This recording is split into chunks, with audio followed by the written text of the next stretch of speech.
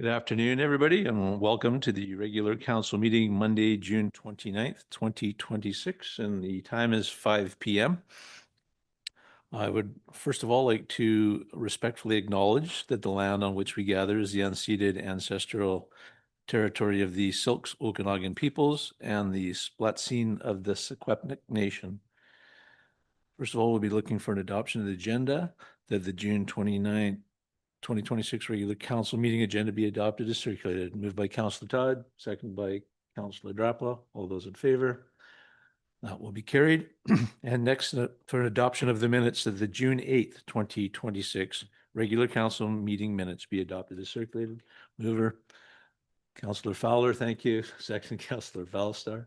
All those in favor? And this too will be carried. And we'll get right off here with the annual meeting under section 4.1, the annual report submission by Mr. Terry Martins. Thank you, Worship. The annual report is a provincial requirement for all municipalities in BC. Basically, it is a culmination of the events of the prior year for the city, all in one report. So how it is going to be structured this evening is I will do a very brief presentation of the report. And then there will be an opportunity for the mayor to call for any questions or submissions from the public directly associated with the report. For the members of the public, there are a few copies of the report in hardcover on the table up front here if anyone wanted to follow along. When that is finished, I'll be recommending to council that the annual report be received for information. There is no need for a resolution of approval, just for receipt of information. So the annual report has 3 sections. And when we get to the 3rd section, Chantel will bring it up on the big screen. But for the first 2 sections, I will briefly just explain what those sections are. The first section is an introductory section where it talks about all of the different departments' department highlights for 2025, as well as an outlook for 2026, the remainder of 2026 for each department. That section is basically a qualitative component of the report. It's a lot of verbiage. Also in that section is an update on the strategic plan of council for the year 2025 and where we're at with the various goals and strategic priorities that council has set. The second section of the report is strictly financial in regards to the audited financial statements and the auditor's report.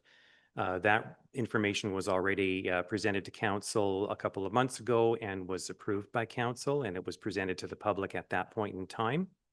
So I'm not going to go over that at this point, other than to say that the financial statements were fully audited and the city received an audit report that was a clean audit report for 2025. The final section of the annual report is the statistical section that provides a variety of additional information that is for various functions of the city, and it compares 5 years of data for each area. So Chantel, if you could bring that section up on the big screen, and I'll go over briefly what each of those reports are presenting. So I'll spend a little bit of time on this because this is the information that I think the public is most interested in because it provides, as I said, 5 years of comparable data for each of these elements that we're presenting.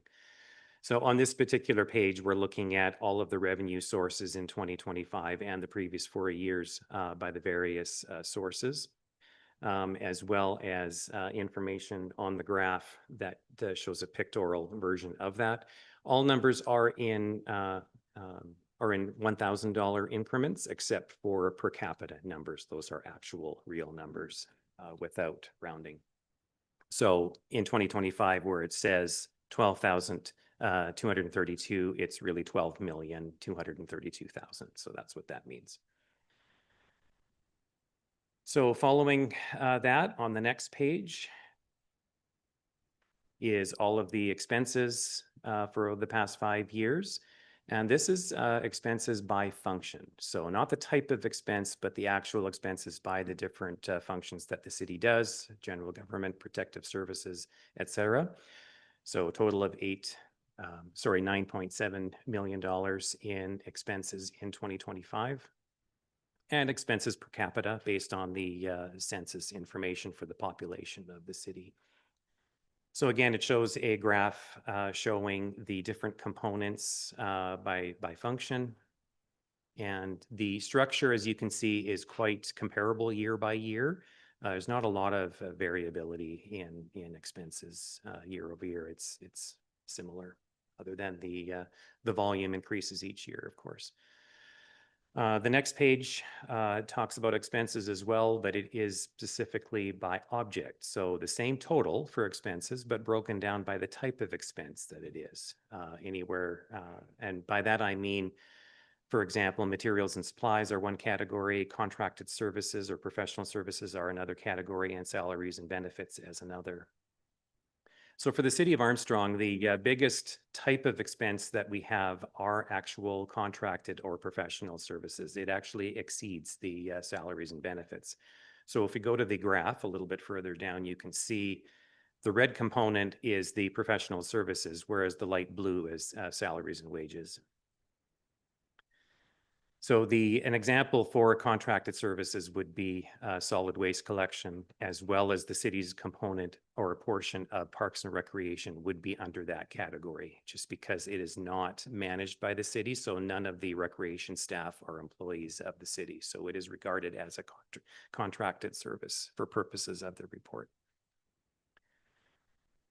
Next up, this is a bit of a busy report. This basically portrays and shows all of the equity of the city. So the reserve funds, the equity and capital assets and surplus in a variety of different forms. And again, I'm not going to go over that in huge detail because it is quite busy and it's hard to see from the big screen. The next component is capital spending for the last 5 years. So this is what the city spent capital dollars on for the various different functions, from road infrastructure to buildings to water and sewer. And that fluctuates year over year depending on which projects are being worked on. And the volume fluctuates as well. 2023 saw a spike in capital spending, and that was the City Hall construction was the bulk of the reason why there was this spike in that. So the information on this screen is further explained by the next page, where it talks about where the funding came from for that same capital spending. So most funding for capital comes from reserves, but sometimes it comes from government grants for provincial and federal grants. The graph further down shows just a picture of the where the sources come from. So light blue would be reserve funds. Long-term borrowing would be the emerald green color, as you can see in 2023. City Hall was funded by debt, and government grants would be most of the rest of the colors. Following that, we are going into long-term debt. The city currently has 3 debt issues. So these are debenture debt, so it is multi-year debt. One for the fire hall, one for City Hall, and a small amount of debt for the water sewer improvements. And that particular one is going to be paid off in 2028, and then we'll be left with 2 outstanding debt. So interestingly, it shows debt per capita as well for each of the years. So for 2025, $769 per person in debt. And how that compares to other communities is hard to do because some communities have 0 debt, others communities have substantial debt. So it's all over the map. But so in our case here, $769 per person. And the picture shows where that is shown by the type of debt that was borrowed. This particular page shows the legal debt capacity that the city has. The province stipulates a maximum for municipalities based on what the municipality's revenue is. It's also based on annual debt servicing, which is annual principal and interest payments.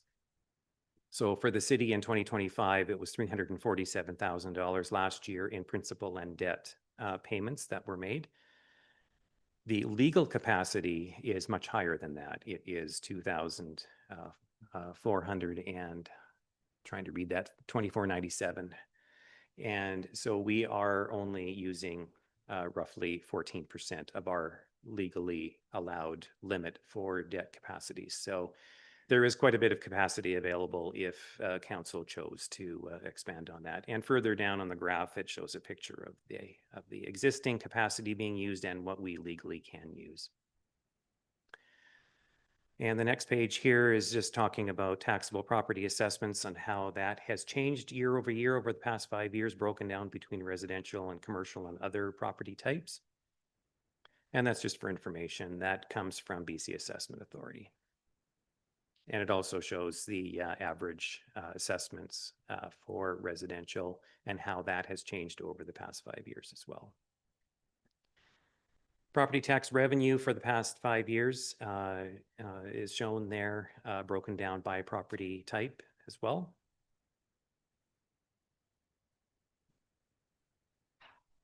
And most of our taxes, of course, are for residential, and the next component would be for commercial, but the dark blue is for residential. So that is predominantly the source of our property taxes. The next page shows the statistical example of the top 10 taxpayers in the city for 2025 in rank of how much taxes they paid. So ranking number 1 would be Shepherd's Home Hardware and the properties that they own. So a total of $96,000 is what they were levied in city taxes last year, and so on. So these are the top 10. So the top 10 make up approximately 10% of the total taxes that are levied, and the remaining 90% are all other taxpayers combined. So again, it's just statistical information for the public. Following that, we will look at tax exemptions. This basically shows the extent of the 2025 tax exemptions that were granted by council to nonprofit agencies and organizations in the city in 2025. So altogether, the amount of tax exemptions are at the bottom there with the total. Next, we have building permits and business license statistical information for the past 5 years. Ranging from construction values to actual building permit fees and how they have gone up and down over the years, and they tend to fluctuate. And the number of building permits issued, as well as the number of business licenses that are active each year in the city. And that tends to fluctuate somewhat, but not as much. So that graph just shows construction values for the past 5 years for building permits. Next, we look at the number of city employees that we have, and these would be all staff, but excluding elected officials and excluding paid on-call firefighters. So this would include the 3 career firefighters and all staff. It does not include Parks and Recreation. Those are Township of Spell-Machine employees. So in 2025, the city had 21.2 full-time equivalents. Which it would, if we were fully staffed through all of last year, it would be more like 23. So it is low because of some vacancies that the city had last year. So FTE employees per 1,000 of population, that's an interesting statistic at 3.75. That is quite low. Other municipalities our size have a much higher number than that. And we're almost finished. We will go to the next one. It's just population demographics from the last federal census. And so that information hasn't changed since the last federal census information was provided. So a year from now, hopefully we will have updated census information for the next annual report. So it shows on the graph their demographics based on Statistics Canada data that they have provided. Also in this section of the annual report is the Statement of Financial Information, which was already provided to council and approved by council. This is commonly known as the SOFI report. So we reproduce it here in the annual report as well for the public to see. And basically this is information on remuneration for council and staff and expenses, as well as payments made to suppliers totaling $25,000 or more. Also shown is grants to community groups that were paid in 2025. believe we are at the end. So at this point, Mayor Kramer, if you wanted to call for any submissions, anyone who is coming to make a submission would have to come to the front table here and turn on the microphone so that our online audience can hear as well. Thank you. Thank you, Mr. Martins. So at this time, we'll open the floor to the public. If anybody has any questions, you can proceed to the microphone. That will be one opportunity. Not seeing a bunch of movement, I'll allow a second opportunity for anybody that would like to have any questions. Mr. Martins? Seeing none, we'll do one more time. Now's your chance. If anybody would like to proceed to the microphone and ask any questions of Mr. Martins regarding the report. Seeing none, then we'll move on.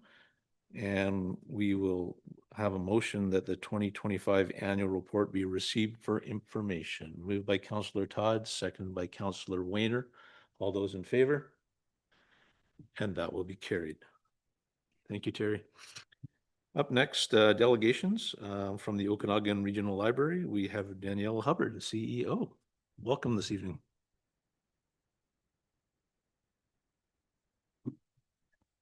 First of all, this chair is strangely tall. Just a second. It won't go down? Okay. I'll just hunch. It's fine.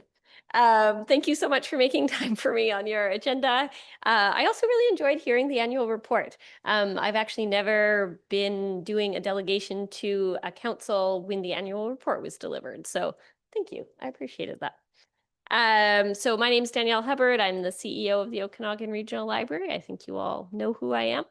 I try to come out and visit each of our locations at least once a year and present to council every year about the happenings of the library. So I've been told this clicker will move the slides forward and we'll hope for the best. Yes, okay. We had a backup plan, which was that I would start crying and looking that direction. So I'm glad it didn't come to that. So loosely, this is the theme I've framed the next 10 minutes of your lives around is the library's role in the community as an economic contributor.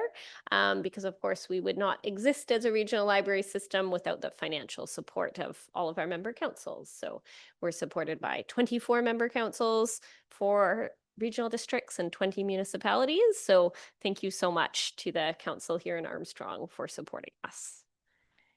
And actually, the first point I wanted to make is to additionally thank the Council of Armstrong for uniquely funding Sunday hours at our library. So our local library here in Armstrong has not previously ever been open on Sundays, but this year we're going to do a trial run being open on Sundays from October through March.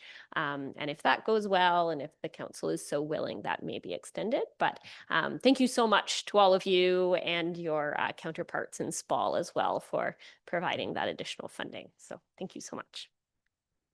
All right, so the first point I make whenever I come out and talk is to remind everyone that we are a regional library system. So of course, for most people in this room, you think of our Armstrong branch in the Askew parking lot, but we do operate 30 libraries up and down the Okanagan and Columbia Shuswap area and down into the Similkameen. So we're the 16th largest library system in BC. In Canada. We're the 16th largest and we're the 5th largest in BC. So it's kind of cool for our smaller, more rural areas to also be part of that system. And that's a picture of our headquarters in Kelowna. So that's where our collections are handled. So all the books that show up on the shelves here in Armstrong first pass through these shelves in Kelowna. All right, so the first point I wanted to make about the economic role that libraries play is in helping people with job searches. So the image on the screen there is the West Kelowna branch, which I hope Trevor is happy to see as opposed to giving you terrible flashbacks. But all of our branches, every day that we're open, our staff are helping people with things like printing resumes, figuring out online application portals, how to use internet searches looking for jobs. The library is a free open space with helpful staff, and that's a piece of work that our staff are doing every day that we're open. So up on the screen here are some statistics system-wide of how, oh, thank you, that's great. So this is across all 30 of our branches, an aggregate of our stats from 2025. And then I also have some that are specific to here in Armstrong that I'll share with you. But in 2025, the daily average, any day of the year, close to 4,000 people came through the doors of an Okanagan Regional Library branch. And an average of 35 programs ran per day. So given that some of our branches, some of our more rural branches are open 2 or 3 days a week, it obviously means that some of our locations are really offering a lot of programming. And Armstrong is one of the powerhouse branches, I would say, that in 2025, the staff here under Krista Schneider's leadership led 352 programs, which was a 33% increase from the year before. And the attendance at those programs last year in 2025 was 9,633, which was a 25.6% increase. So more and more people are coming through the doors of your local library. And in fact, the total door count, as we would say, so number of people through the doors last year, was 42,728, which is a 6.3 increase from the year before. So it's a very happening place. Some of the programs that are being offered in Armstrong, I was given a sheaf of information from Krista this afternoon because I visited her before coming to City Hall. So I will not be able to tell you everything that's going on because it's too many things. But right now we're launching Summer Reading Club, which is one of the busiest times of the year at all of our branches. And so far here in Armstrong, the staff have signed up 246 school-age kids, 57 preschoolers, and 27 teens. So they're already more than halfway to where they were by the end of the summer last year. So it looks like probably another busy year. And a couple of the featured programs for Summer Reading Club are The Fossil Guy. He's going and visiting each one of our branches. And there's also an interactive reptile show, which Krista told me is the one she personally is most excited for, except for the section where the tarantula comes out. And and the theme of Summer Reading Club this year is Under the Sea. So a lot of the specialized programs that the branches are doing are kind of tailored around that theme. So right now in the Armstrong branch, there's also a bin of sand near the front where preschoolers can dig and look for shells and 3D printed sea life. There's different pictures of sea life hidden all over the branch that kids can look for and find.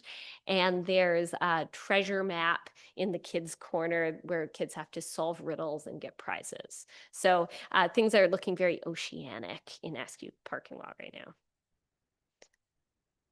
Whoops. I'm pointing this the wrong way. Okay, getting back to the economic tone here. Another way that libraries really participate in local economies is as a public space where people can work. So not only can they use the library to search for jobs, search for employment, but we see more and more folks working remotely now, especially here in the Okanagan where it's beautiful and people want to live. So there's a lot of small business owners that they'll meet with clients in one of our meeting rooms. Maybe they'll do tutoring in a meeting room. They'll conduct interviews. So if you don't have a set office space, then the library is a place where you can meet and do those things. Technology is a bigger and bigger part of all of our lives. So similar to job searching, this is an area that staff are helping people all the time. People come in, they get a new device, a new tablet, a new phone, and they don't know how to use it. And often the public library is one of the first places they turn. And even if our staff don't know off the top of their heads how to do everything, there are friendly faces that will puzzle through it with the patrons. So that's something that I really appreciate that we're helping people with. There we go. And then language is, of course, right at the basis of what we do as a public library system. So the majority of our materials are in English. We do also have a French collection. Up on the screen here is a picture of our Ukrainian language collection that we added a couple years ago when the influx of Ukrainian newcomers came to the Okanagan. We also have a Silks language collection that's housed in West Kelowna, but travels around. If people place those items on hold, they can check them out from anywhere. And when they're returned, they return to West Kelowna. which is unlike our other collections. All of our other materials float, as we say, so they get returned here in Armstrong and they stay on the shelves in Armstrong until they're requested at another location. And then one of the areas that's most precious to me is our staff. So of course, Krista Schneider, our community librarian, is on the screen here, as well as some of our staff from Enderby and Sycamoose. So our staff work together a lot. And so again, we have 30 locations and we have many staff who work in multiple locations. So today when I visited the branch, we had 2 part-time staff who live they live here in Armstrong, but they also work in Salmon Arm and Vernon and wherever there's a need for them, which I think is great because then we get kind of a cross-pollination of ideas and expertise between the branches. And then I already talked about Summer Reading Club, so I'll just say on this slide that children and families remain a really important part of our user base. So people who really rely on the library are indeed a lot of kids and families. So summer reading clubs are busiest time. And last year, system-wide, we ran 630 programs with an attendance of almost 30,000 people. So those are kids and then also their caregivers or siblings or other people who come along with them. And I'm just going to quickly reference Krista's notes to make sure I haven't missed any critical programming here. But yeah, some of the programs that are coming up in the fall, so after the frenzy of Summer Reading Club has ended, we'll still have regular story time, regular stay and play. On Sundays, when we open on Sundays, we'll have a regular programming called Sunday Fun Day on Sundays, very clever. And then there's also a Minecraft is available on the public computers too. So in the little after school window, then there's a group of kids who come over from the school and get creative on Minecraft on our computers. So by no means have I covered everything in Krista's notes, but if you have questions, I hope that I can answer them. And if I can't answer them right now, I'll make note and get back to you. So I think that concludes it for me. Any questions or comments? Thanks for your presentation, Danielle. Councillor Weiner. Yeah, thank you, Your Worship. I just want to say, every time I hear something from the library, how it diversifies itself and how it adapts to different environment, I'm impressed. I see changes and things that engage the community in different ways all the time, and it's really impressive to see. 27 teens doesn't sound like a lot, but to engage that in Armstrong, to me, that's impressive to get 27 teens in a reading program. So congratulations to the Armstrong community for that. Thank you. And especially in our community where we have a demographic of people who struggle with technology, it was really nice to hear that there's that tech support available at the library as well. So I guess thank you. Thanks so much. Councillor Todd. Thank you, Your Worship. I just want to thank Danielle for making the library such a welcoming and warm place for everybody to be. It's changed so much. When I was growing up, it was a different environment altogether. And you walk in there now and everybody's happy, everybody's comfortable. And it's loud and exciting and fun to be in. So it's a great place. Thank you. Thank you. I just wanted to comment on the availability of resources. I'm always reading something, and these books are starting to get really expensive. And I noticed that some of the materials that I've gone to the library and been able to take out, are coming from Grand Isle in BC, which is not a very large spot, but they only have one copy of one book that specifically I was looking for, and also out of the UBC on loan from a different group. So the access to materials is just wonderful, and it's such a great asset to have this in our community. And everybody there does just a wonderful job and great work. Thank you very much. Yes, thank you. Yeah, in addition to the collection that the ORL itself owns, we can also, I think what you're referencing is that there's a province-wide system called interlibrary loans. So if there's a book that the Okanagan Regional Library doesn't have, then we can bring it in from UBC or from Simon Fraser or from another public library. So it takes a little bit longer, but it expands the access to material too. Yeah, thank you. Not seeing any further. Thank you so much. It's always a pleasure to have you here. Thank you so much. Have a good rest of your evening. Thank you.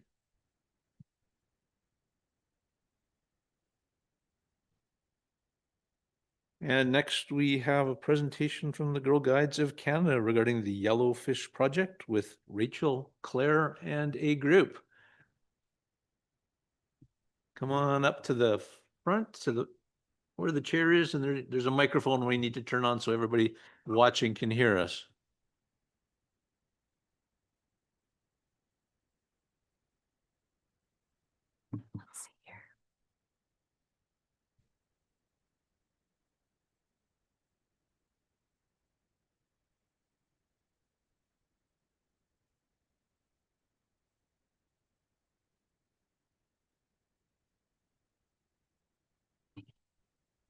We are the Armstrong Girl Guides, and my name is Maggie. My name is Elliot. My name is Eliza. My name is Peyton, and I'm a beaver. My name is Claire, and we are going to be talking about the storm drain markings.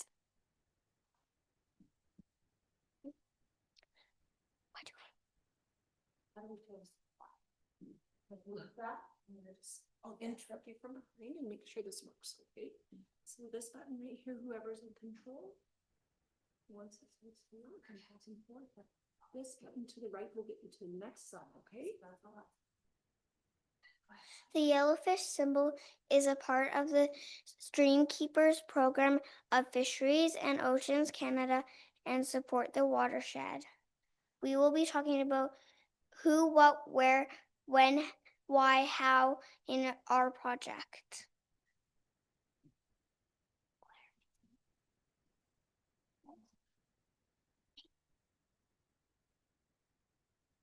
Who? The City of Armstrong, Girl Guides, Scouts, and other local community groups, Armstrong residents, and many others.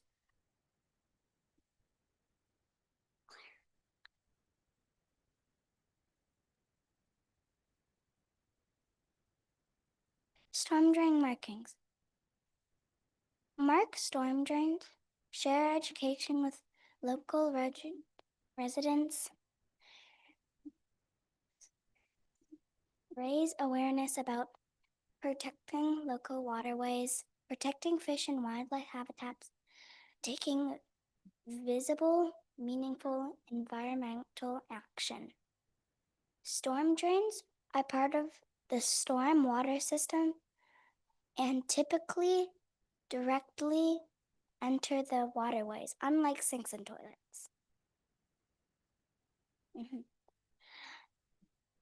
If you're washing your car and you're using soapy water and it just is gonna flow down your driveway into a drain, it's just gonna go right to where the fish are.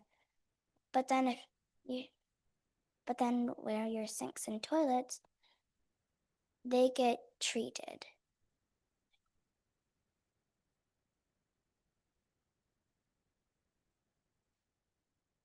In Armstrong city limits.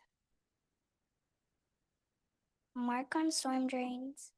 Different groups will take on different neighborhoods to ensure that education piece can also be shared. We want to finish this about in a year. But we can't do it when it's rainy or snowy because the rain will just wash away the paint. And we can't like clear away the snow and so we can like paint and stuff. Why help mock storm drains? Builds environmental awareness and responsibility, connects youth to their local watershed,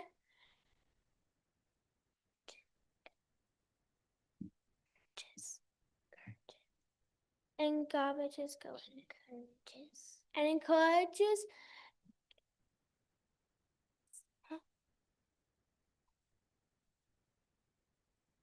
and helps the community learn about watersheds and storm drains.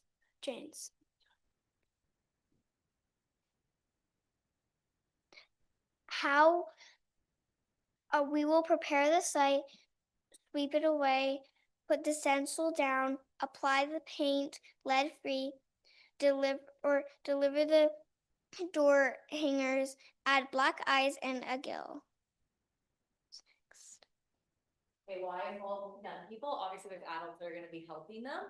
Having people in our communities, especially kids, be able to take part in things like this not only helps them understand the direct impact of the storm drains and kind of fixing the waterways, but it also helps them understand that they actually truly do make a difference. It gives them more of a full full picture on how we can positively impact the environment.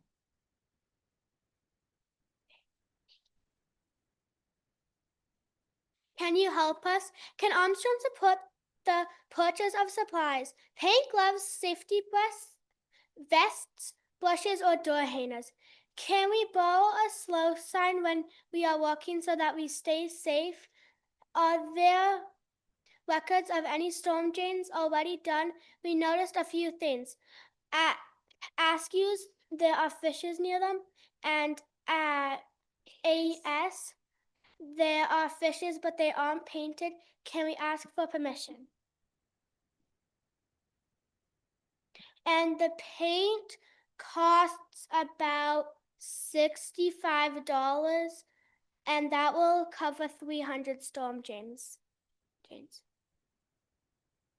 And we will use yellow paint because people already pay attention to the yellow lines on the road.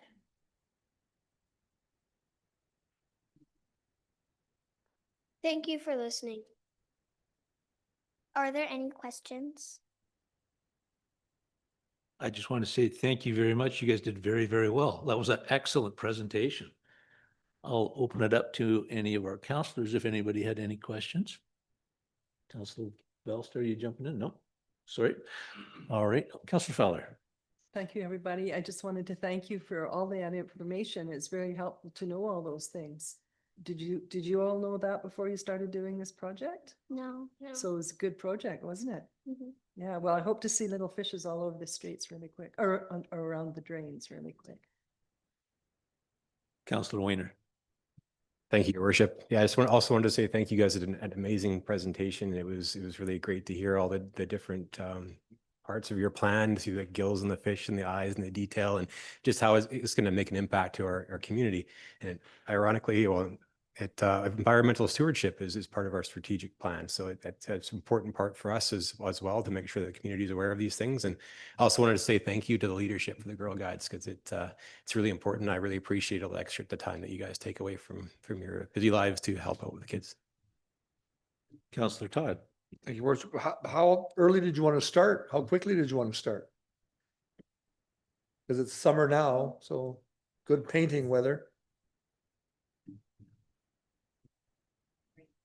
We could start like right now, but some of the groups are meeting until like school gets in, so it won't all be done this month.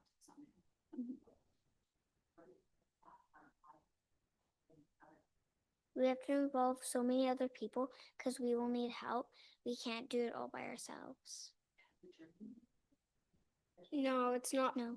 Painting the fish aren't very long. It's the hanging door hangers that take very long. Yeah, when you paint the fish in the neighborhood, then when You hang the door hangers on close by doors. Then you come back and you can start.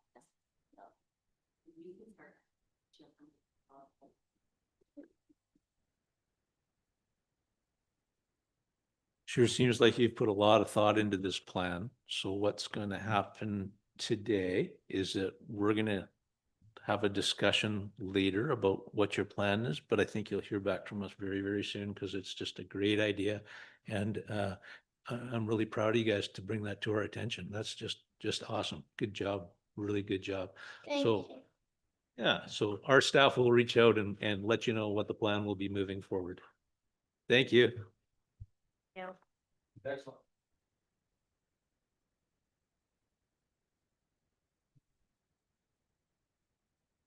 And up next, we'll be looking at the presentation of reports under 6.1, the policy manual review by Mr. Seibel, our CAO. Thank you, Worship. So this is a continuation of the review of the policy manual that we've initiated just to bring up to speed various policies.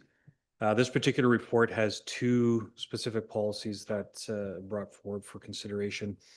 The first one has to do with the office closures, policy 2-200-24.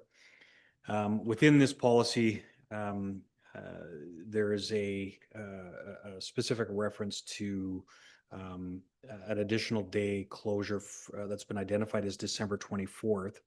Part of the challenge with that is because it's prescriptive in nature, it prevents some flexibility as it relates to uninterrupted closure during the holidays. So as an example, this past Christmas, if we had used December 24th in its most strictest form, we would have had to have been open on January 2nd, which was a Friday, when none of the other local governments in the region were open.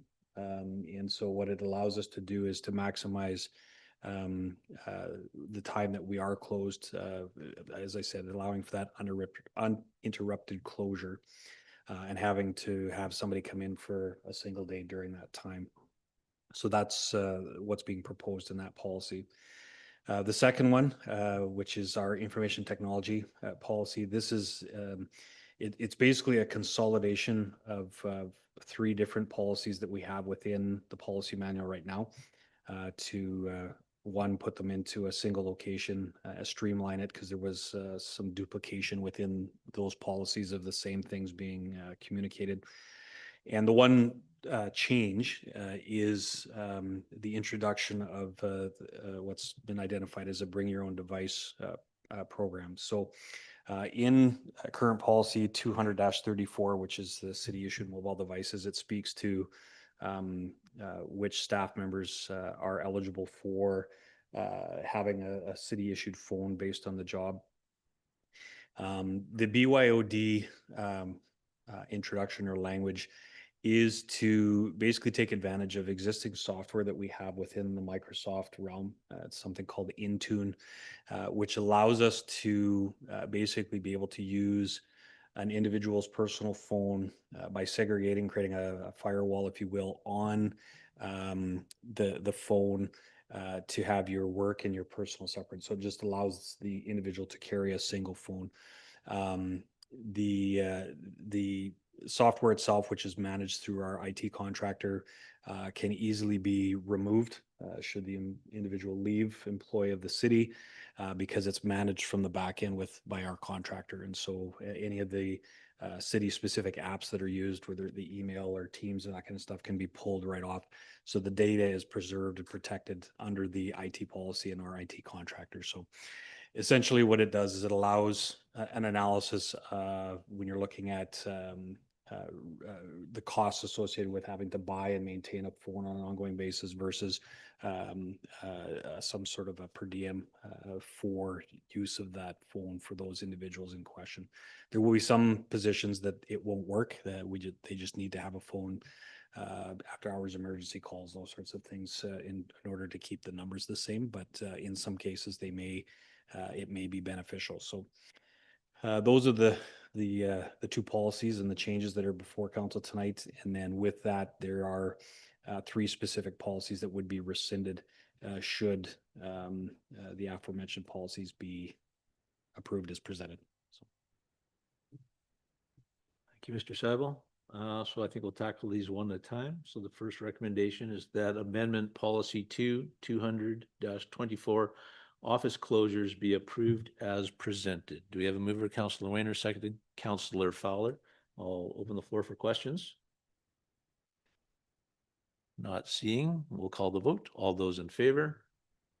And this will be carried. Number 2, that policy 200-45 information technology, communication systems and devices be approved as presented. Do we have a mover? Councillor Drapla, thank you. Seconded by Councillor Wayner. Were there any questions regarding this policy? Councillor Wayner. Thank you, Your Worship. Do you know, I'm just curious, it sounds like to me like the Intune would be using application management, so it'd be managing the applications to be able to retract them. So is there an interest or desire to be using that with personal devices for council devices as well, or? Thank you, Worship. Through to Councillor Wayner. There is the potential for that if council were to change its current policy on how those devices, because right now they aren't provided in any form. So it would absolutely be an option should council wanted to look at changing that direction for what is provided because it has the ability to do as you just said. Yep. So just one consideration with that is if they are using a device that's enrolled in another Intune environment, they wouldn't be able to enroll it in this one. This is something probably to be considered. And then I guess another question around that is record retention for like the device itself may have information on it. Is there anything around that would make sure the device is stored for a period of time? I mean, most of the stuff is going to be kept in the application. And my understanding is they shouldn't be able to download on their own personal devices as well. So I guess it'd just be the staff issued devices potentially if there's a retention piece. Yes, thank you. So with the staff issued devices, those are as well managed by our IT infrastructure. So those are retained in the device itself. With ones that would be on the BYOD through the Intune system, those would be they're separated between the personal and the city use. So yes. Yep. Okay, so I guess maybe as far as if once the device is returned after the end of a term period of employment, just like maybe consideration for the record retention is perhaps it might be something to consider for the device itself if there was some kind of request after the fact that may be on the device. And then my last question is, I'm just curious how the $50 came to, like how that calculation came to be. That value was based on a scanning of other communities that have a BYOD, which is consistent. Some have had scaled it up to what they called high users. Again, a bit arbitrary, not sure it was a higher value, but 50 was the value that most of the other communities that have something like this in and around that as a reimbursement. Most of the phones, depending on our plans, we have a shared plan, so it's a bit harder to break out, but you're going to be looking at spending anywhere from $50 to $80 a month on a plan, depending on the volume of gigabytes and that kind of stuff. But that's where the number came from. Perfect. Thank you. Any further questions on number 2? Not seeing any, then I will call for the vote. All those in favor? And that will be carried. And number 3, that the following policies be rescinded. 200-17, the use of communication system and portable personal electronic devices in the workplace. Also 200-18, workplace safety and the use of portable personal electronic devices in the workplace. And 200-34, city issued mobile devices. We have a mover for that. Councillor Todd, thank you. Seconded by Councillor Valstar. Were there any questions regarding that? Not seeing any, then we'll call the vote. All those in favor? And that will carry. Next up under 6.2, the financial policy updates, once again by Mr. Martins. Thank you, Your Worship. The report before you it has 2 proposals for two rewritten policies, the investment policy and the procurement contracting policy, as well as a policy for amendment. That is the council and staff travel policy. So I'll go over these one at a time. We'll start with the investment policy itself. Chantel, if you wouldn't mind bringing up the proposed new policy on the screen, and then I can go section by section.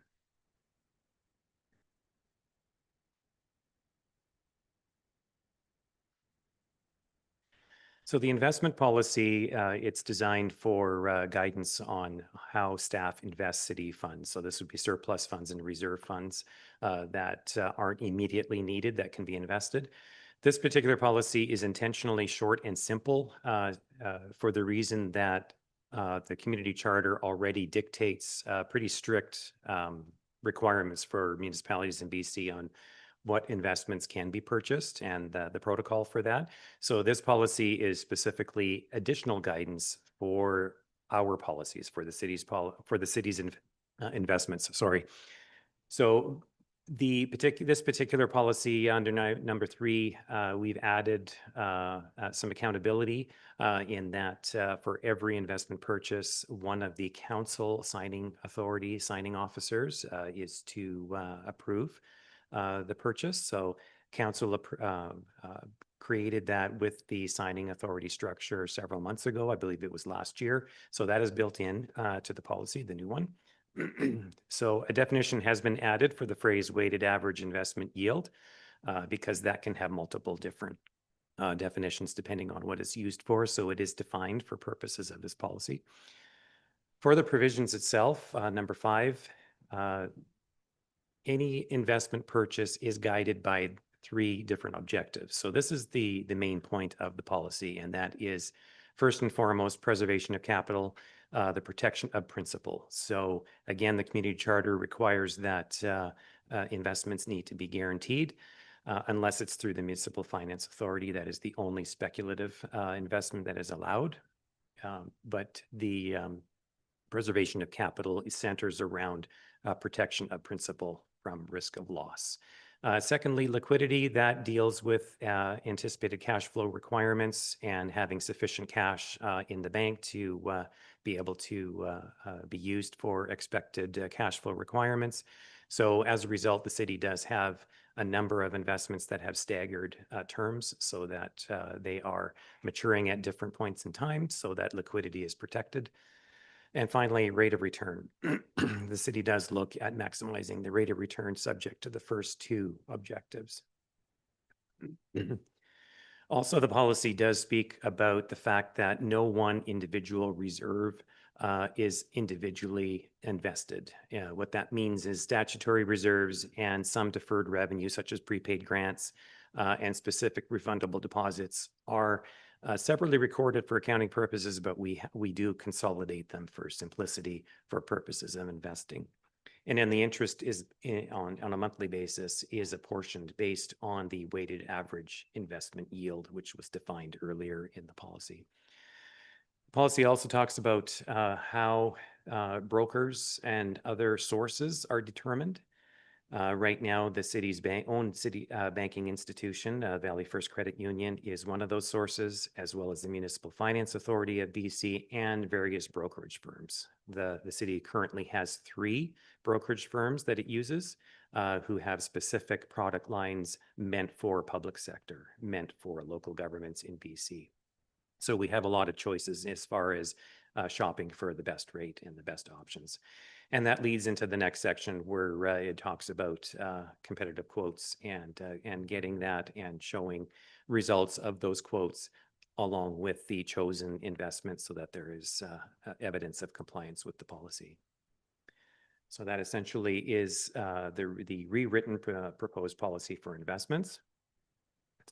The next one is in regards to procurement and contracting, or commonly known as the purchasing policy. This was also rewritten. The existing policy is somewhat outdated in its form. It was from 2017.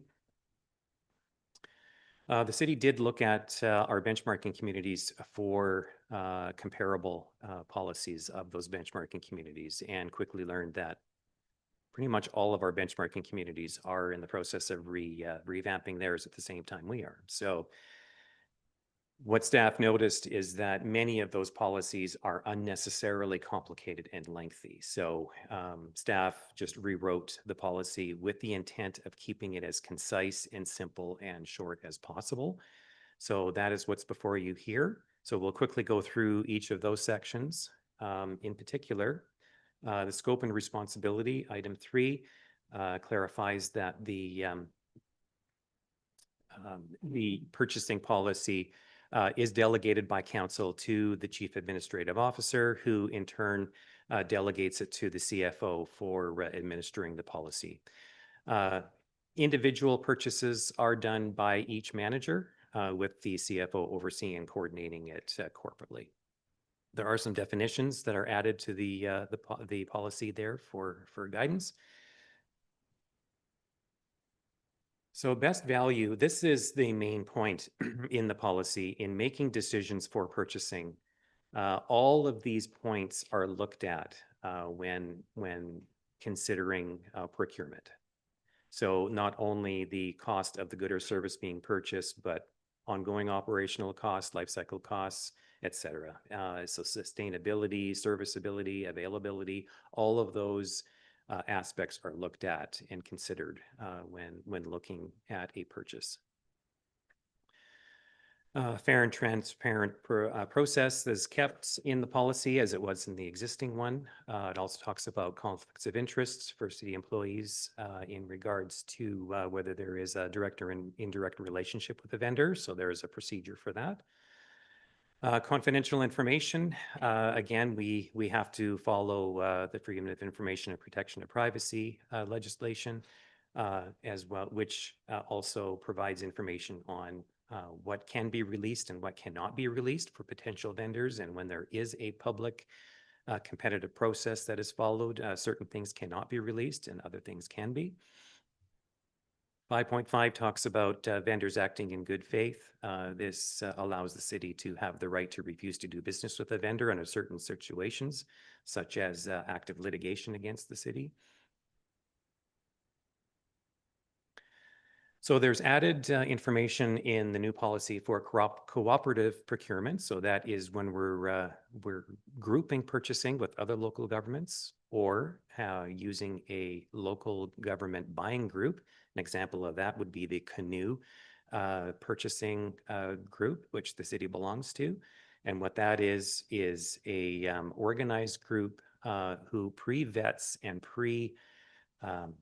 in the public market, pre-vets certain goods and services, so that if a local government is a member of that buying group and chooses goods or services from one of those pre-vetted vendors, then the public competition has been done already. It saves a lot of time, and it's an efficient way of purchasing. And we are using currently that buying group more and more each year.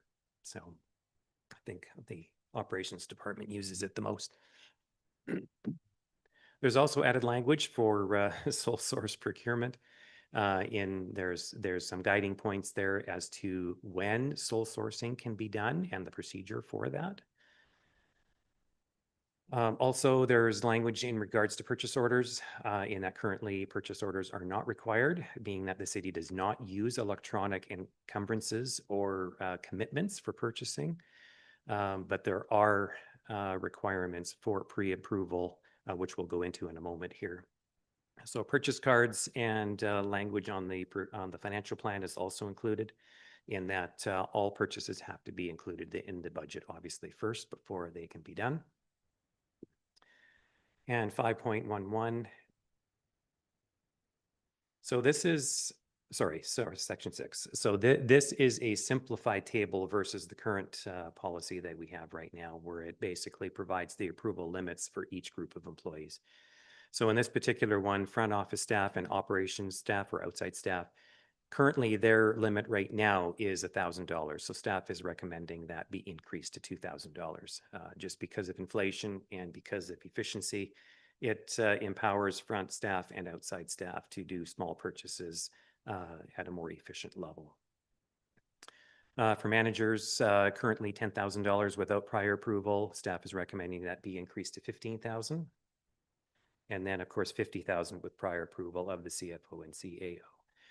For the CFO, for myself, no changes there. Currently, my position is $50,000 without prior approval, so I'm recommending the same. For the CAO, $100,000 without prior approval, and unlimited with co-approval of the CFO. So again, these are all for purchases that are already in the financial plan, already in the budget. Prescribed methodology has been simplified based on the existing policy. Essentially from 0 to 7,000 quotes are not required. And the use of purchase cards or credit cards are permitted for purchases up to 3,000. And accounts payable trade accounts for anything exceeding that up to 7. Between 7 and 15,000 informal or verbal quotes are required. Between 15,000 and 75,000 formal written quotes are required and must be included with paid invoices as evidence of compliance, so that there is a clear audit trail that has been followed. And anything over 75,000 would require a formal competitive process. Currently, that threshold is at 50,000, and staff is recommending that be increased to 75,000 for purposes of inflation and efficiency. The next section was added. That is not in the existing policy right now.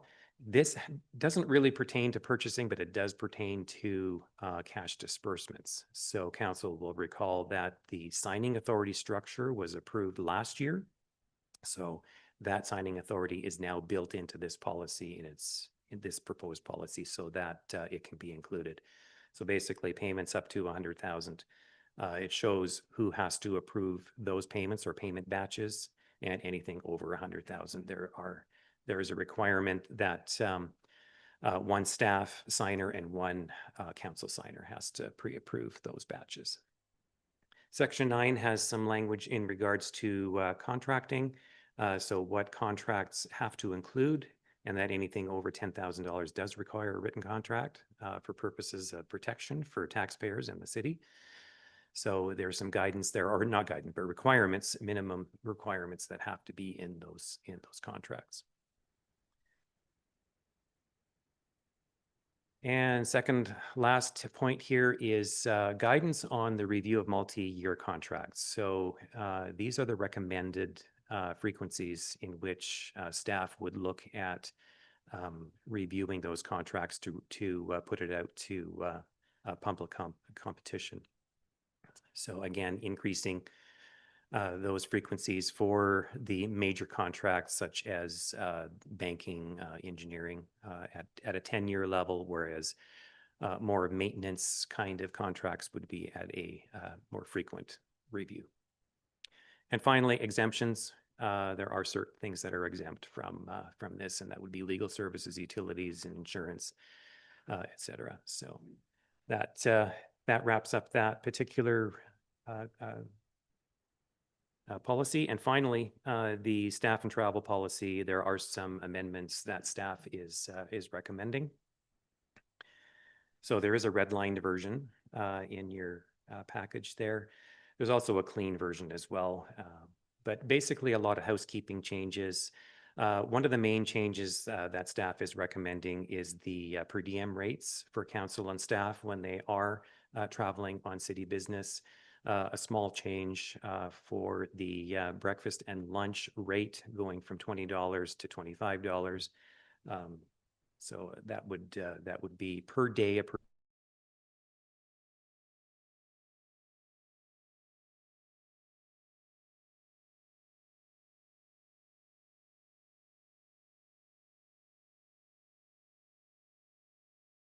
diem rate increase of $10 per day. And again, that's from circumstances beyond the traveler's control.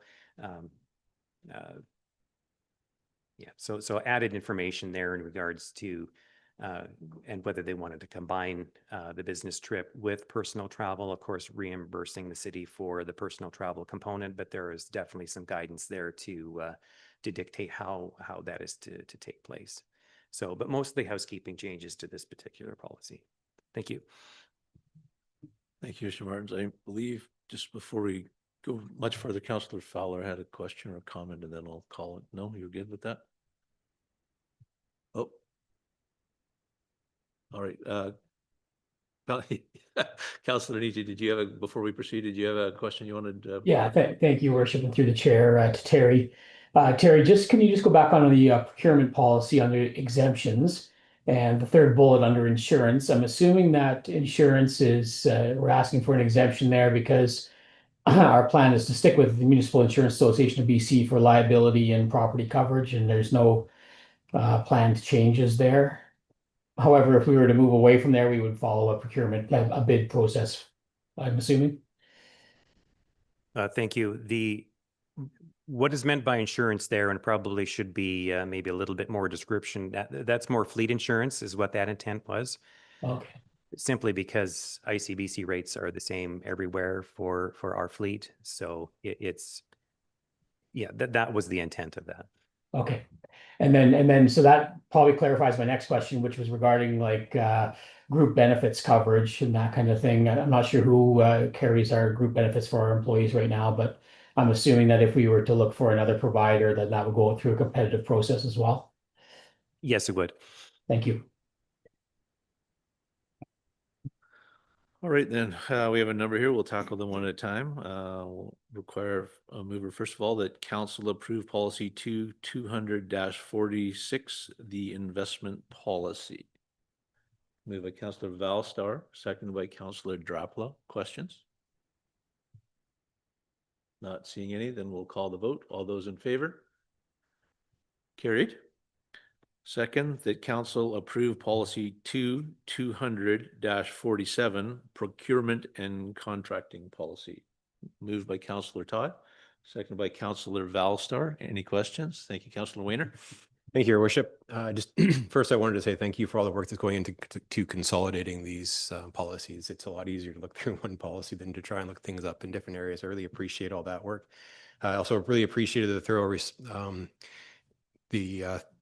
thorough information about going through the policy into each different step. It answered a lot of my questions. One question I'm still left with is, do we use prime contractors agreements when issuing contracts so that the liability is shifted when they're doing work? I'm sorry, can you repeat? The use of like a prime contractor agreement. So when you would contract a service to a third parties, there's some places that would use an agreement saying that party is responsible for anything that they're working on that may involve, safety risks and those types of things.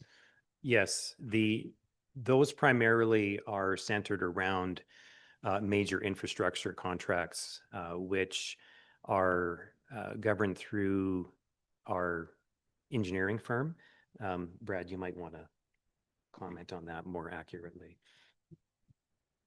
Yes, through all of our major infrastructure projects, we do have the successful proponents on the works assume prime contractor role, responsible for the job site risk and everything associated with that, and that forms part of the agreement. And then I guess some of the smaller ones where you might have some electricians doing work and there's some older buildings and those concerns. Yeah, depending on the scope of the work and the duration of it, the longer ones, we do have them assume control of the work site. On the shorter ones, they still carry that designation, but they don't necessarily have that control of the work site. Typically under a day is that threshold. So it sounds like we do have a procedure for that takes care of that. And then my other question was around the multi-year contracts. So is my understanding correct that we could issue a contract for up to, let's say, 3 years for line painting, or that we would just reissue it up to 3 years, or how does that work exactly? That section talks about the frequencies of review. And again, it's not dictated, it's a guide, it's a recommended frequency, because it's not always possible to follow that exactly. But generally, those frequencies that are in the policy do mirror what we do see, especially the 3-year contracts, line painting and street sweeping. Generally, we do have 3-year agreements for those, whereas auditing is an actual 5-year agreement, and that matches with the review. So generally, they do dovetail with each other. Banking, on the other hand, our banking agreement doesn't have an end date to my knowledge, but that recommended review is every 10 years. And again, that's very long, because changing banks is a severely long process to make sure that it can take over a year to switch from one bank to another. So that's why that's every 10 years and not shorter. Thank you. And this last comment is that the cooperative buying, I just really I'm glad that we're using it. I use it in our workplace, and we've been using it for years, and the savings have been enormous. It's been phenomenal for us. It saves us time, saves us money, saves all kinds. It's a great program. Is there any further questions regarding that policy? Not seeing any, then we'll call the vote. All those in favor? And that will be carried. Next, the council approve amendment policy 200-04, council and staff travel expense policy as presented. Do we have a mover? Councillor Valstar, seconded by Councillor Drapla. Was there any questions there? Not seeing any. We will call the vote. All those in favor? This too shall be carried. And finally, that council repeal the following policies: 200-23, the investment policy, and 200-32, the contracting authority and purchasing policy. Do we have a mover? Councillor Todd, thank you. Seconded by Councillor Fowler. Any questions? Not seeing anything. All those in favor? This too will be carried. Up next, 6.3, review and the repeal of financial policies. Again, Mr. Martins. Thank you, Worship. Policies are the flavor of the evening, obviously, today. So the report in front of you is recommending 5 policies for repeal. These particular policies, staff is of the opinion, are no longer necessary to keep on the books, and I'll quickly go over them. Thank you, Chantel. The tendering Armstrong Spell Machine joint projects, there are 2 policies that are identical but have identical numbering, and they date way back to 1980 and are completely irrelevant and out of date. Our current practice right now is that for joint program projects, whichever municipality is managing that service or that project, it's their own policy or a purchasing policy that governs the process for that, not a joint policy. So these are not necessary to keep on the books. The next one comes from 2007. That's responsibility protocol for operational and capital projects. That came around at the tail end of the arena construction project. And apparently the driver for that is there was some issues that arose because of council's involvement, and there was some staff involvement, obviously, with that project. I don't know what those issues are, but looking at the minutes of that meeting when this policy was adopted, it referenced issues that happened during that time. And the policy was intended to correct those going forward. Staff is of the opinion that it is highly unlikely council would be directly involved in any projects going forward. So there would be no need, in staff's opinion, to keep this policy going. Parks and Recreation Commission surplus. This was from 1984 and was likely adopted when the commission itself was quite young. It dictates what happens to the city's share of the surplus annually from the Parks and Recreation function. And our reserve and surplus policy the council adopted last year already has language dictating what is to happen with that. And that annual surplus is to be transferred to an operating reserve for Parks and Recreation annually. So this particular policy is out of date and doesn't need to be kept on the books. And finally, tangible capital asset policy for joint assets. That was adopted in 2007. And its purpose was to provide a coordinated approach in capitalizing those jointly owned assets. However, in reality, each of the 2 communities already has its own policy dictating what thresholds qualify for capitalization of assets. So again, whichever municipality is the manager of that joint function, that asset, their share, sorry, let me back up. Each individual municipality has its own policy to capitalize its proportionate share of that asset. So for example, if the city were to buy a fire truck, the city's 40% share of that asset is recorded in the city's books based on the city's policy for capitalization.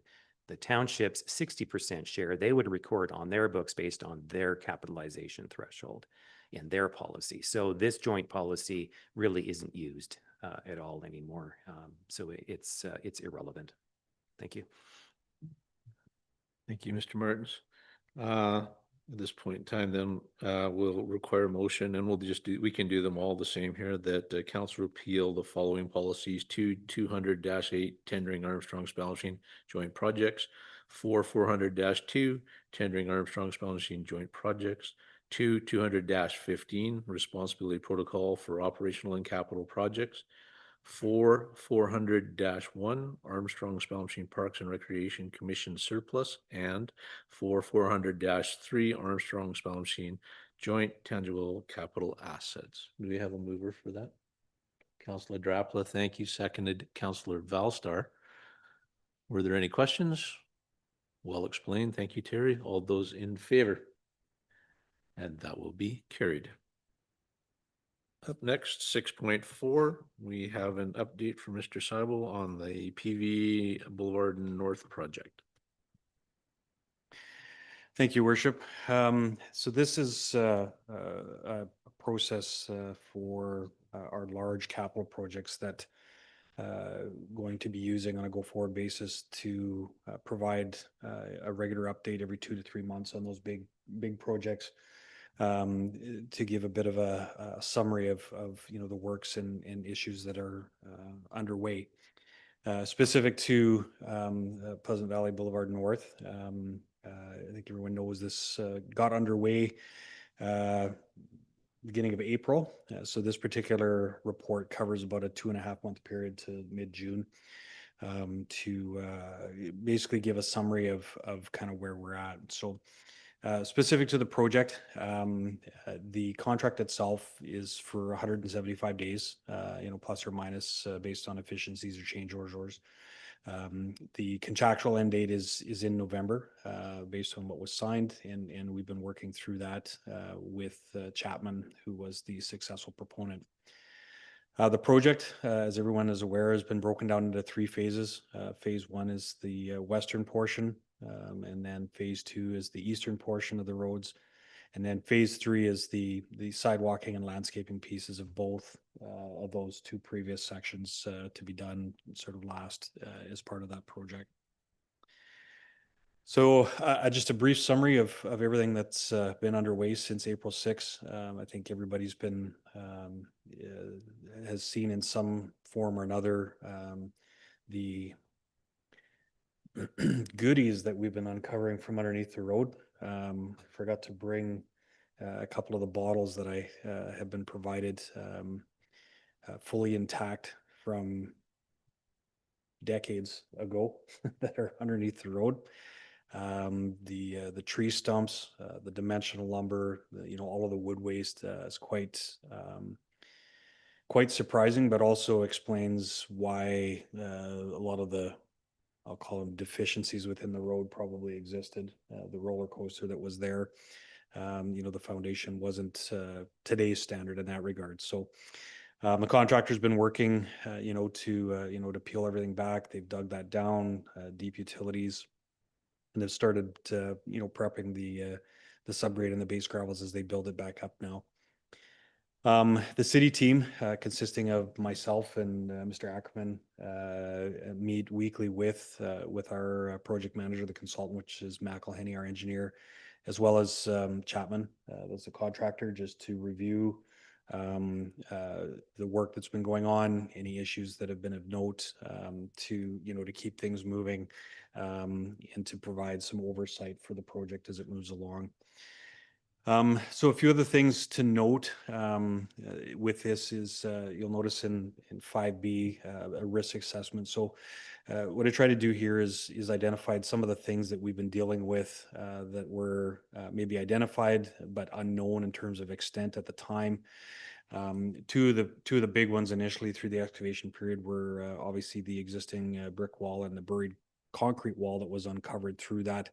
Some extra work needing to be taken to understand depth, its location, how it ties in, working so close to the railway, making sure that it obviously doesn't undermine the active rail line, that sort of stuff. So there's some extra time to work through that. I think we've resolved those now through the first couple of months here in terms of being able to deal with those issues.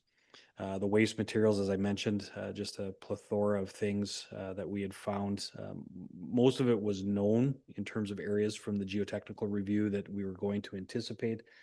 I just don't think we kind of gathered the extent of what it was going to look like when we started to pull it out. So, but I can say through that process now that we have chased it where we needed to get it to a safe spot in order to rebuild it. So that's a very positive thing as well.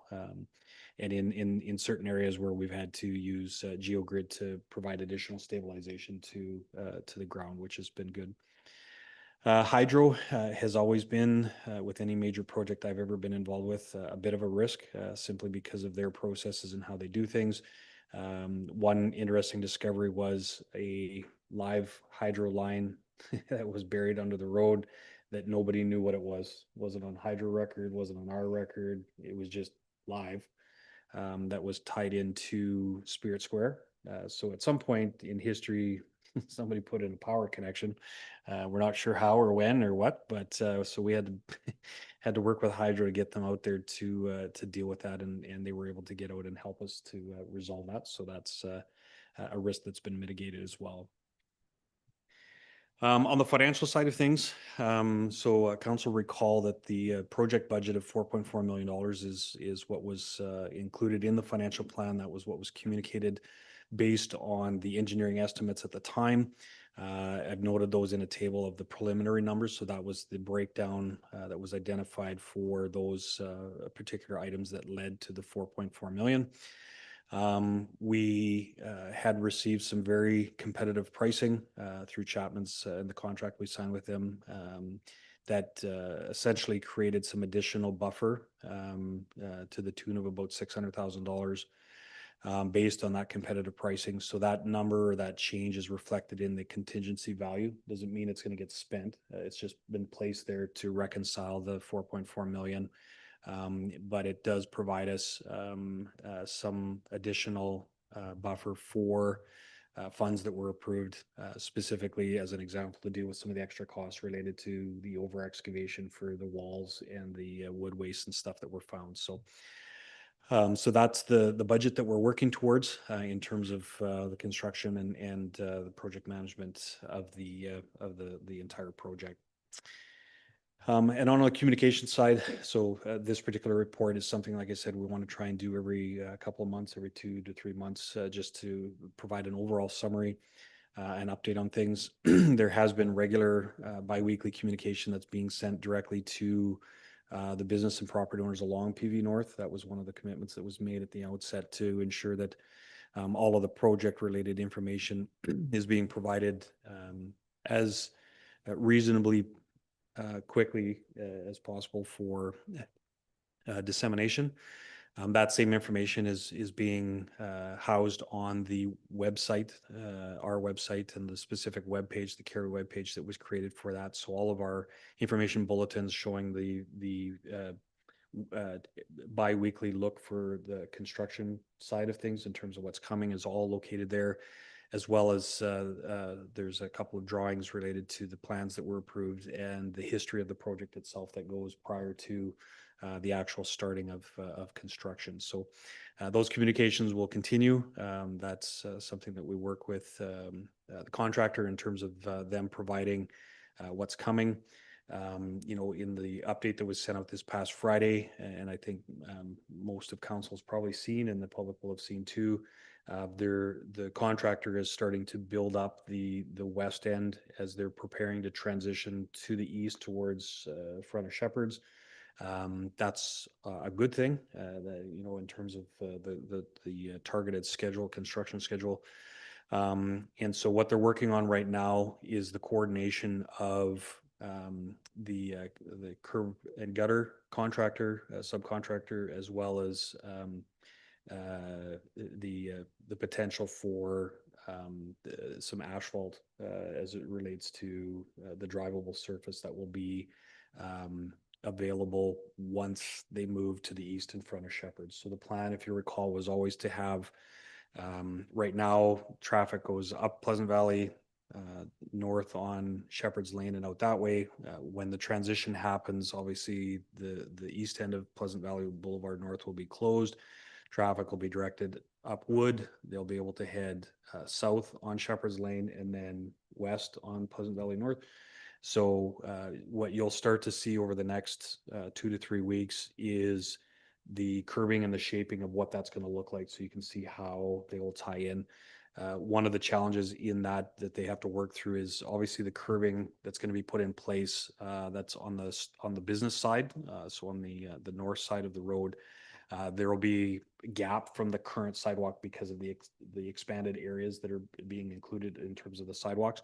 So they'll be providing the tie-ins from the curbing to the existing sidewalk and entrances so that they don't damage the new curbing that's being put in. So that's part of the work that's going on right now to confirm those contractors when they'll be in that plan. But once we get that, we'll communicate that out right away as well, so that people will know when that's going to be coming into fruition and how that'll transition will take place. So And then lastly, added a few pictures for information on the project, just to kind of show the progress from day one when they started with the site mobilization right through to some pictures of the some of the wood waste that was uncovered. Again, quite incredible site. I happened to be walking by the one day when the picture on the bottom left of the first page, that tree stump was pulled out when they had the excavator pulling that out of the ground. It was quite surprising to see. So it's been a bit fascinating. We have a bunch more pictures of this as it relates to the project. This is just a quick snapshot of some of those key things to try and highlight the progress that's been made. And we'll continue to collect those as it moves along to have a bit of a historical archive of what it looked like before and then the finished product when it's all done. So with that, Your Worship, if there's any questions, I'll be happy to try and answer them. Well, let's get that motion out and then we'll go to questions. That the report titled Pleasant Valley Boulevard North, project update number 1 dated today, June 29th, 2026 from Mr. Seibel be received for information. Mover, Councillor Weiner, and seconded by Councillor Todd. And now we'll open up for questions. It's not really a technical question, but I'm curious about the concrete wall there. Was there a ramp on that? Because there did used to be some warehouses there and a loading ramp just down from, like across from where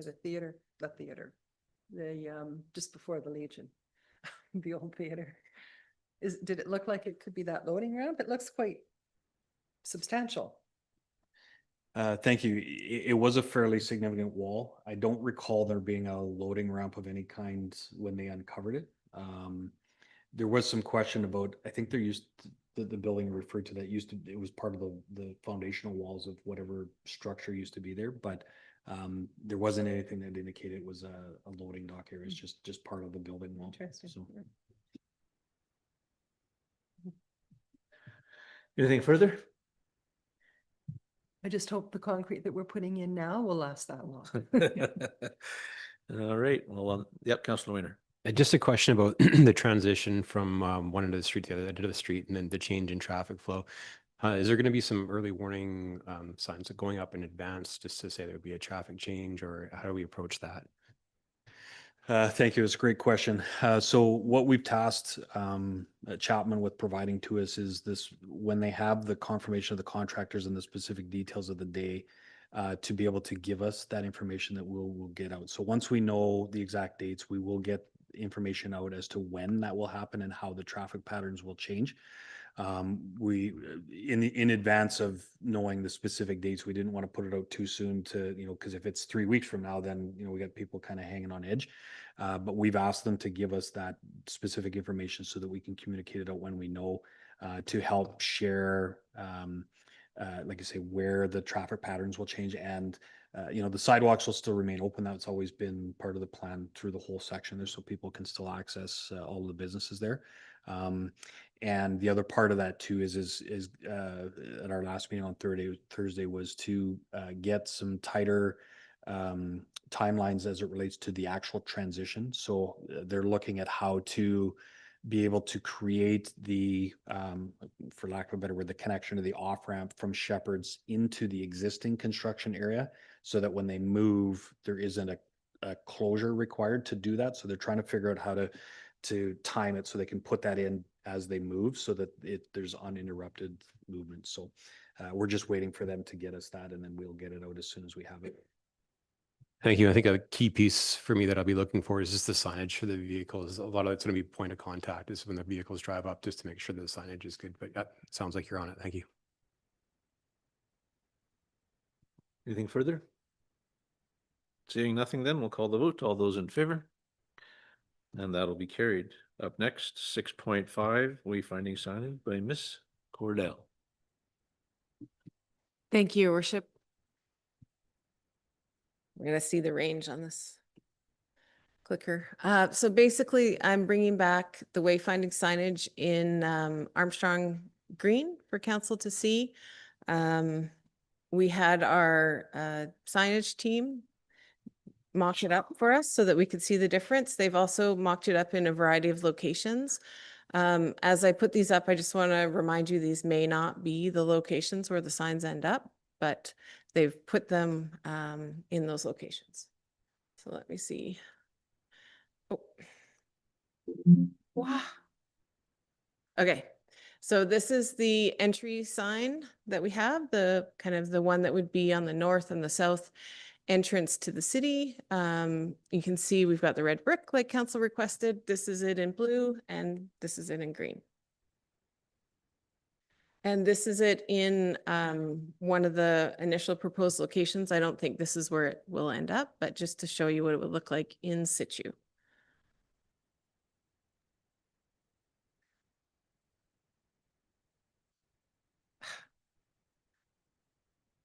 Okay, that's just a little bit closer so you can see what it looks like. Zoomed in a little more. Ooh, maybe. Yeah. Okay, go ahead to the next one. So this is the secondary entry sign. So this one would be on PV Road on Wood. And I think those are the two locations. So this, you can see again, this is probably where it will end up on Wood, the blue and the green in situ. These are some of the other signs that are part of phase one, or not part of phase one, actually. Just the tertiary sign would be phase two. The park sign would be part of phase one, just to show you what they look like on the smaller signs. And this is them in location, just to show what they would kind of look like. So based on that, staff is still recommending Heritage Blue be approved for the wayfinding signage. We've done some research on why that color was chosen. And of course, part of that is related to its a higher contrast, more accessible color. In terms of the contrast rating, it ranks excellent. The green still ranks as an okay color, but it's just not as high as the blue would be. The text on the dark blue is easier to read at distance and at speed. Also, common forms of color blindness can affect red and green color perception. Blue is typically more distinguishable. Also, of course, it's set in a green background in a lot of these signs. The blue is part of our color palette, although it's not part of our primary color palette. And we have been using some of those secondary colors more lately. So the blue, and we have a burgundy that we use quite a lot.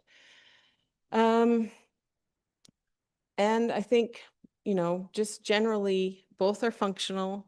We just believe the Heritage Blue shows a little bit better, is easier to read, and is more accessible. So my recommendation is that color option 1, Heritage Blue, be approved for use in the manufacturing of wayfinding signage. That'll be moved then by Councillor Weiner. Do we have a seconder? Councillor Todd. We'll open the floor to discussion then. Councillor Todd. Your worship, yeah, I'm team green here all the way. I don't like the blue. I don't think it makes a lot of sense for Armstrong.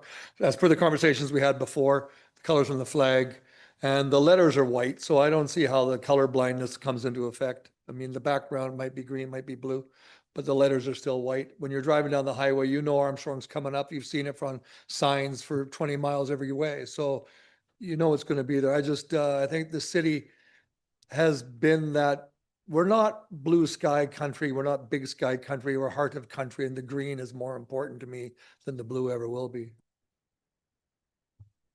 Councillor Nietzsche.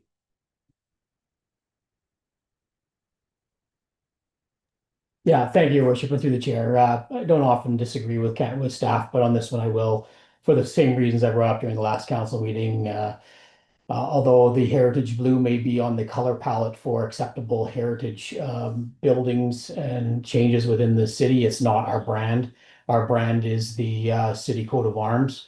And I just remind council how much work went into creating that coat of arms and the hours and days of effort that was taken on part of volunteers to help provide input into creating that brand and creating that coat of arms. And so for that reason alone, I vote against this recommendation. And then I'm hoping that somebody will propose an option 2. Thank you. Councillor Velster.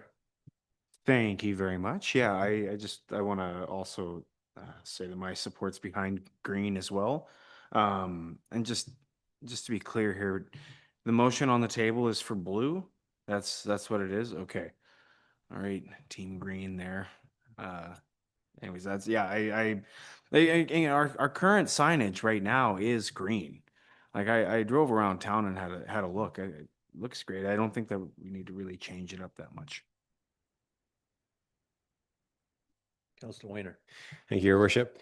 I had a look at both signs and I thought back to our process, and I remember we looked at different colors and I looked at the sign patterns that we chose. And for me, I think if I was to consider the green, it would have changed. It would have impacted even the signs that we chose. For me, it kind of unravels that process. And so for me, looking at the colors that we chose, the reasons that we chose, with the signage that we chose, makes sense to me. I mean, and as far as the community approach goes, I mean, I look at the signs in the highway, you do have the green on white, but it blends in with those signs as every other sign. It wouldn't necessarily be in the highway, but as a typical sign, right? It doesn't offer the same contrast and difference to me that those would. And I'm also looking at it, thinking from the community approach is that, we are the service sector typically to the agricultural community. So blue collar and blue works for me. So I'll be voting for blue.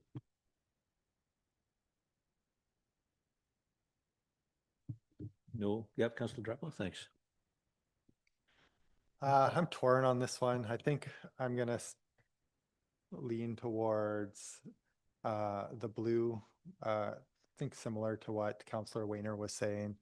The green honestly reminds me of just the highway signs that are already out there. And so I'd want a little bit of distinction between that.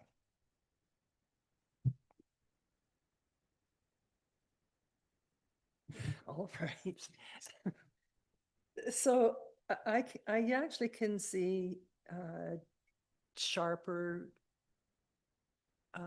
discrepancy with the blue, but I'm a green person. And, as far as agriculture is concerned and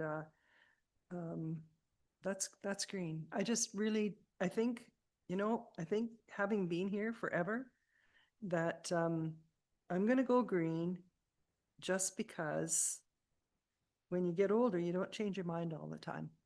I grew up with the green. I remember when the colors came in. I do realize the lacrosse is green, but that's really not affecting my decision at all because when we were in school, it was red and black. But I'm going to go with the green because I think it's a warmer color and I think we're a small community and I think it shows a little bit more about a small community in the heart of Armstrong. And I'm going to go green. Green or go home. Well, I guess that decision's been made, but we have a motion on the table, so we'll register those votes. All those that are looking for the Heritage Blue, raise your hand. That will be Councillor Weiner, Councillor Drapla, and myself, and the other 4 opposed. So we will change that motion then, or will be defeated, sorry, and then we will put up a new motion that Design 2 Armstrong Green be approved for the use in the manufacturing of the wayfinding signage. Mover, Councillor Valstar, seconded Councillor Todd. Don't think we need to discuss this anymore. All those in favor? And that will be carried by the 4. You know who it is. Great. Well, the decision's made. That's what we're doing moving forward. Up next, under correspondence, I believe, 7.1, we did receive correspondence from the regional district. I trust everybody's browsed through that. Nothing to note. It looks like a lot of work went into that document. Under 8.1, matters referred from committee. Did anybody have anything to bring up? Councillor Weiner. Thank you, Your Worship. Just the Armstrong Fire Smart Collaborative had their first meeting last week, and we plan to meet quarterly. The staff are partnering with the Fire Smart Collaborative in the neighborhood communities. Talking with Warren, it sounds like he'll be taking off the program off the side of his desk. It was decided that hiring a full-time employee would be, not hiring a full-time employee would be a better application of the funding and allow it to be allocated better to the resources and allow the opportunity to partner with OKIB and Splatson for contracting. it'd also be just as much work, probably to manage an employee versus the contracts, or if not more. The program will facilitate most of the 24 recommendations from the community, a wildfire resiliency plan, sorry, that was completed in 2025 over the 2 years. And then the staff are finalizing some contracts for the assessments that are coming up. So we haven't got those contracts for the assessments in place quite yet. Information about the Fire Smart program will be coming out to the community. It's going to be coming out through social media, community events. It'll be coming out through utility billings, newsletters, and through the city's website. And the city will be reviewing rebate options for residents to help mitigate some of the Fire Smart hazards around their home. And then they'll also be reviewing a chipping program for residents who to help with the assessed properties. The city will be doing fire assessments for critical infrastructure, looking at City Hall, Fire Department, RCMP detachment, water treatment sites and the intake, wastewater treatment sites and the green spaces. And so it was also brought up, this was something for council to consider, that a member of the collaborative brought up the consideration of a bylaw amendment around highly combustible hedges, like cedar hedges, to encourage residents to remove them or prohibit them from being put in. So if it's something that we might want to consider to have staff look into and maybe bring forward, that would be worth considering. And the other thing that was brought up was a concern around the wildfire risk around the rail line. I know we're all going to the UBCM coming up here pretty soon, and CN will be there. It might be an opportunity to ask some questions, and then perhaps we can get some information back from staff to see if there's an avenue there as well, to maybe see if we can find a way to mitigate the risk around a rail line. Thank you, Councillor Weiner. Councillor Fowler. Yes, thank you. So I believe everyone received the SIR report in their correspondence and read through it. But most of the last meeting was focused on a presentation we had from a company called Biocentris from Italy. They zoomed in from Italy. It was a really interesting meeting in that it drew the attention of, I think we had 30 people on the Zoom. Berry producers, strawberry producers, all kinds of the agricultural producers. Just for transparency, the SIR program is focused on and only focused on the codling moth and the palm fruits, which is apples, pears, and one other little one that most people don't know. And the Biocentris wanted to talk to us because we have the area-wide coverage, and they're looking at another bug called the Drosophilus, and it affects fruit, the cherries and the grapes, and it's becoming a real problem. Now, we can't, as an SIR program, without going through the province and changing all of our mandates, take on another commodity, but what we have done in the past has been able to help other crop producers by putting out different traps and helping them by using our employees who go into all of their orchards once a week. So any work we've done with them, there's been separation of the costs, and they pay that. It's like on the side of the desk, they pay for any extra cost, any extra hours, any extra gas, the whole bit. So Biocentris is aware of this, and they're looking for contacts in 2 or 3 other countries because they now have a sterile program that they're developing for the Drosophila, and it's not using radiation like we do, so that's getting away from that, which is a really good thing. But it's probably going to be a really good benefit to the apple industry. It came about as a product of the cross commodity work that the province funded for a 3-year period. So there's a future in there of trying to attack some of these bugs that are going to keep the agricultural crops going, because there are a lot of money. There was a lot of money for exports and for ourselves. So it was really interesting. Anybody wants to know more about that, Steve, just give me a call.